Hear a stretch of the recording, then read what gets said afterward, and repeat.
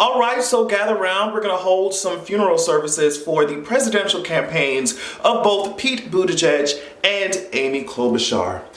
In the arms of the angels, fly away from here. Your wig, give me your wigs. You don't know what to do with it. Give me your wig. Give me your wig. All right, what's up, everybody? Make sure that you're checking out patreon.com/Adrian Expression. I'm recording this video on Monday, which means the patrons are up there telling me what they want, the topics that they want me to include on Tuesday's podcast episode. You will definitely not want to miss it. It will be exclusively on patreon.com/Adrian Expression. Early content, behind the scenes, all that good stuff. Make sure you sign up and check it out. So there's a lot of things going on politically, as you may have noticed from the beginning of this video. There's a lot of current events going on as well, but I wanted to start out with some pop culture. Megan Thee Stallion, she recently took to, I think it was her Instagram Live, but of course it was spread all across Twitter, all across social media, to talk about what's going on with her contract. So she ended up going on a live saying this. When I signed, I didn't really know what was in my contract. I was young, I think I was like 20. So when I got with Roc Nation, they was like, do you know that this is in your contract? And I was like, oh damn, that's crazy. No, I didn't know. I'm not mad at 1501. I wasn't upset because I'm thinking in my head, oh well, everybody cool, we all family, it's cool, it's nice.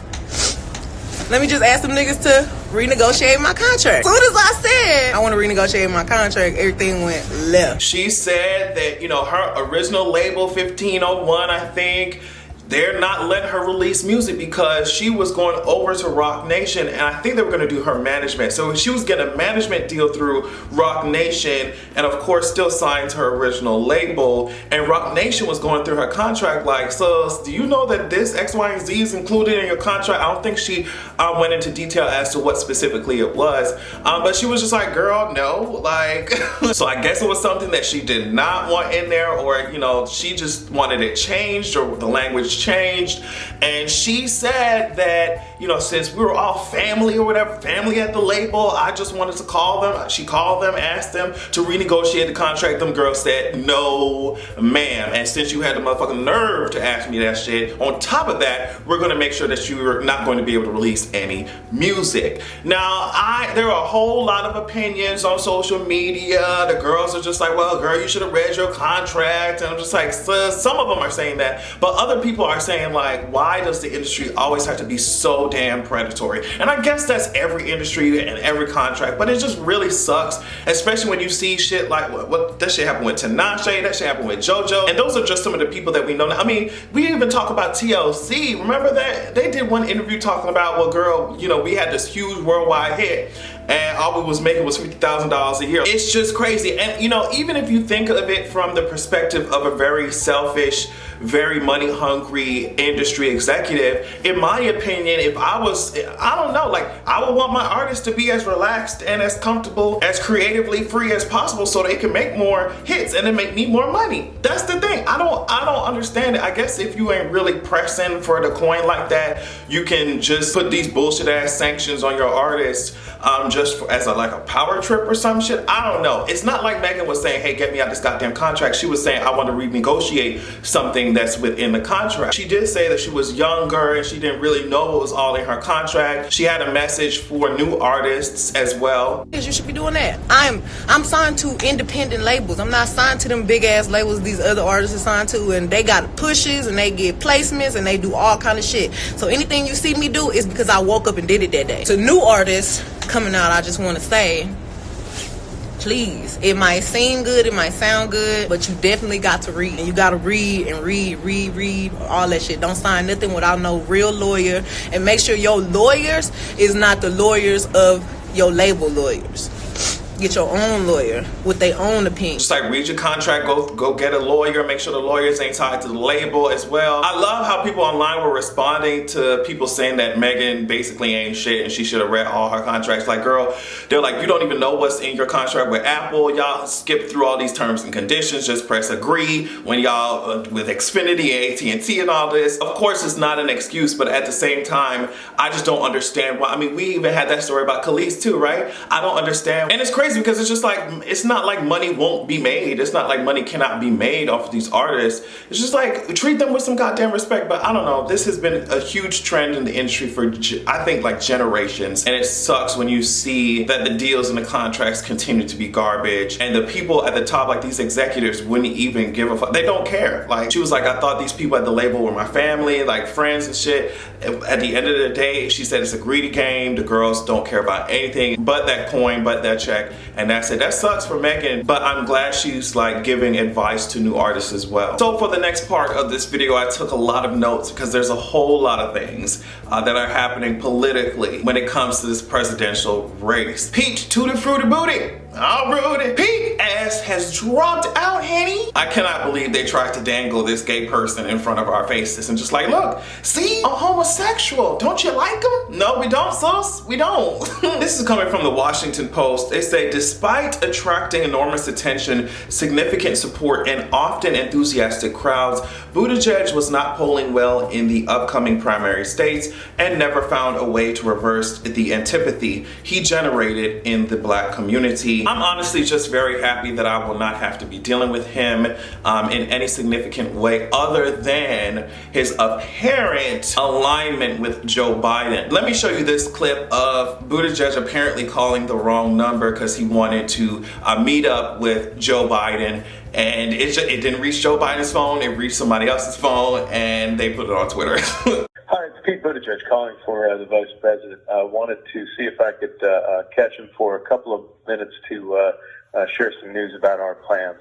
My number is... So yeah, girl, I'll come back to this whole Joe Biden topic in a minute after I discuss Amy Klobuchar, which is a little bit more intense, right? So the New York Times says Miss Klobuchar, she dropped out of the race. So it says Miss Klobuchar was forced to cancel a rally in her own backyard on Sunday night after protesters from Black Lives Matter and other local civil rights groups took over the stage in St. Louis Park, Minnesota. They were calling attention to the case of Mayan Burrell, a black man convicted of murder as a teenager, while Ms. Klobuchar was county attorney. CNN says family members of Mayan Burrell, a Minnesota teenager who was sentenced to life in prison under then county attorney Klobuchar for murder, along with protesters affiliated with Racial Justice Network, Minneapolis NAACP and others took to the stage in Burrell's honor, chanting "Free Mayan" and "Black Lives Matter." So she was trying to hold this event in Minnesota, and it's very interesting because her campaign was like, oh, it's Minnesota, like that's where she's from, that's where the girls should know her, this should be a very successful event. Them girls went up there and completely shut it down.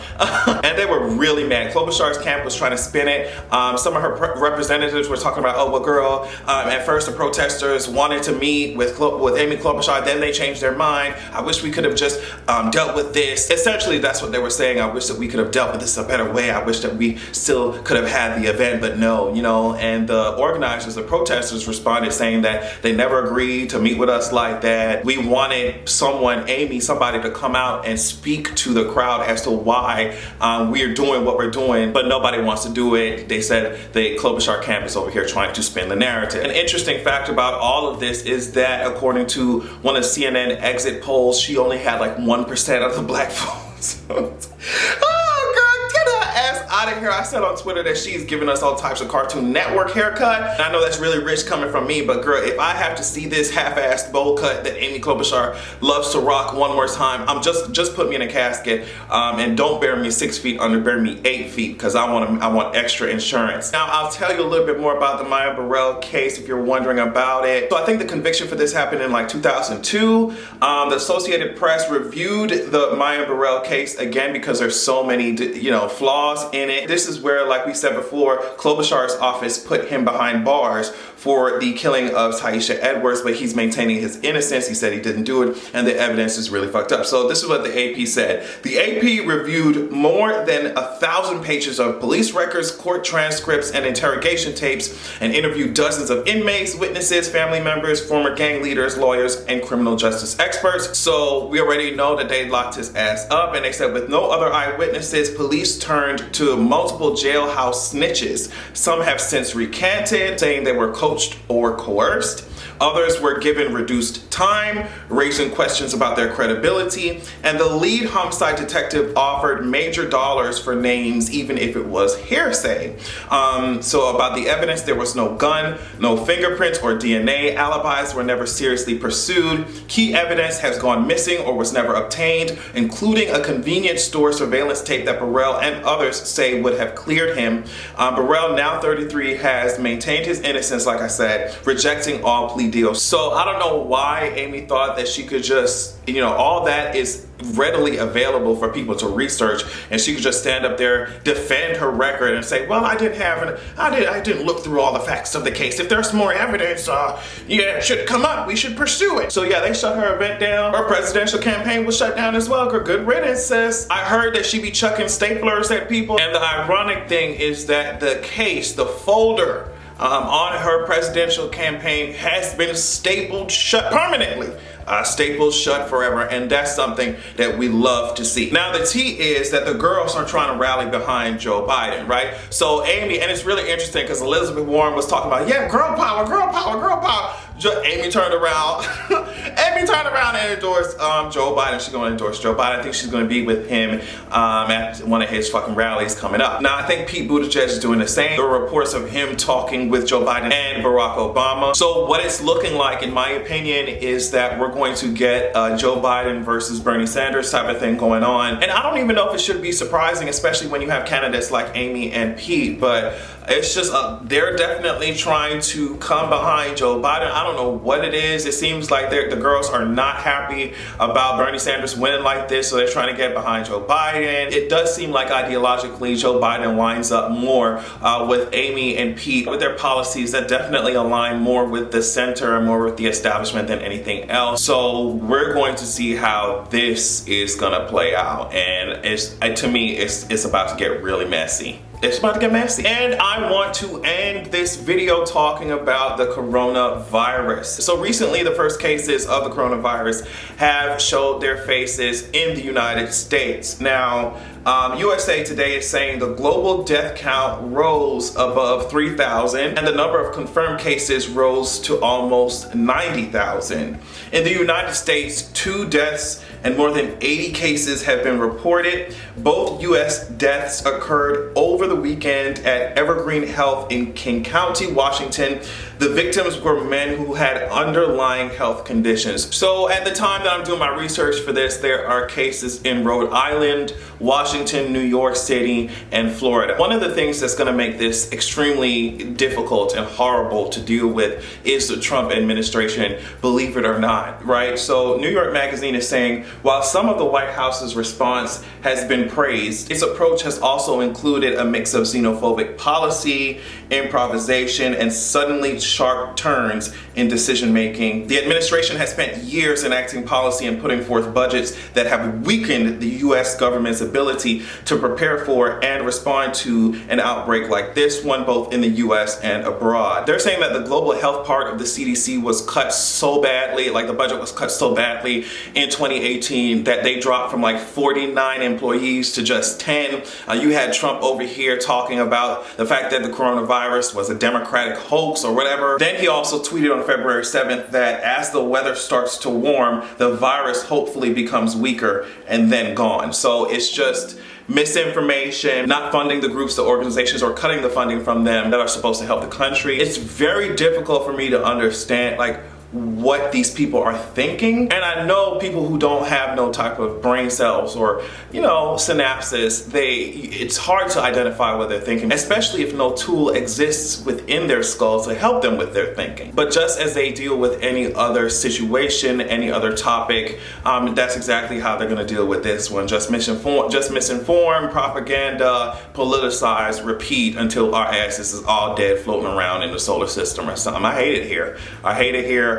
Like I said before, I was asking for an asteroid, and now I think I'm moving up to either supernovas or gamma ray bursts because this shit is unacceptable. But yeah, thank you all so much for watching. Make sure that you check out my Patreon at patreon.com/AsianExpression. I love you all so much, and make sure that unlike Pete's polling numbers, that you have a good goddamn evening.